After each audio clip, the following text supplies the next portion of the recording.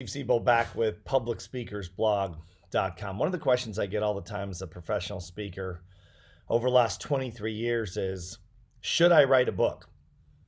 And what I always answer people with is, no, you should write a really good book. Most speaker books suck. I mean, they're really bad. How do I know? I've been reading them for the last 30 years. And as a Speakers Bureau owner here in Atlanta, we book speakers, so they send us their books all the time. And the average speaker sells 250 books. 250 books. So you got to figure something's wrong with the book, right? Well, there is. Most of them are just regurgitated personal development things, and they just repeat the same thing over and over. They're poorly written, they're poorly edited, etc. So no one reads the darn things. And there's a lot of talk out there from members of NSA and other groups that say, you don't have to write a good book, just write a book. No one reads the book anyway. Oh, yes, they do. If you want to be hired as a professional speaker at high fees, you have to have you want to have a good book. You don't have to have a book, but it helps to have a book. So why should you write a really good book? Well, one is credibility, because it establishes who you are. It establishes your points of view, the way you see the world, your beliefs, and what makes you different. How do you differentiate yourself in your book? Like my first book, which is my number one speaker book in terms of getting booked for speeches.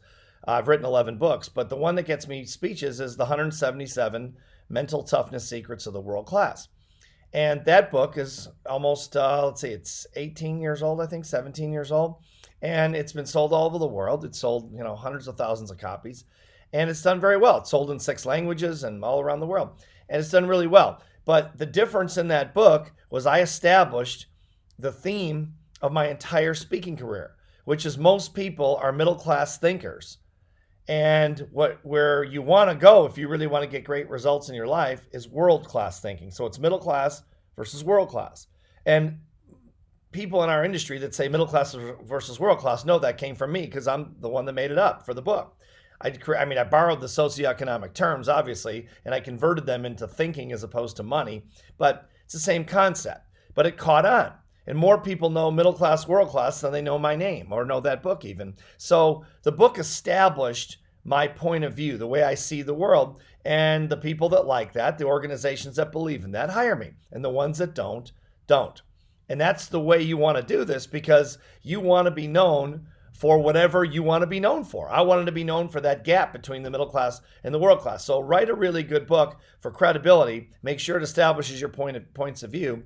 And if it's a good book, not only will you sell a lot of books, but you'll get a lot of speeches, there's a lot more money in speeches. I've sold a lot of books. I've sold 1.4 million books in my career, but I've delivered $16 million in keynote speeches. So you can probably get an idea of, where there's more money. Of course, we've done a lot more in consulting and training and all the rest, but books are hard to make a lot of money on, even if you sell a lot of them.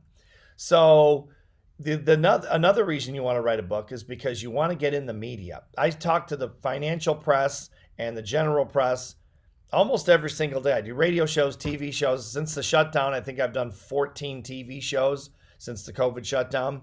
I'm mostly on Skype or Zoom or Facebook, not Facebook Live, but Facebook, FaceTime, and all these different ways to do it. But the reason I'm in the media partly is because of the books. And of course, I have a publicist and all the rest of it. There's other reasons. But the books are what establish you with the media, typically, unless you're some famous person, which I'm not. So think about that. Think about writing a book, but think about writing a really good book that represents you well, and it will skyrocket your speaking career. So I appreciate you watching the Public Speakers Blog. I'm Steve Siebel. See you next time.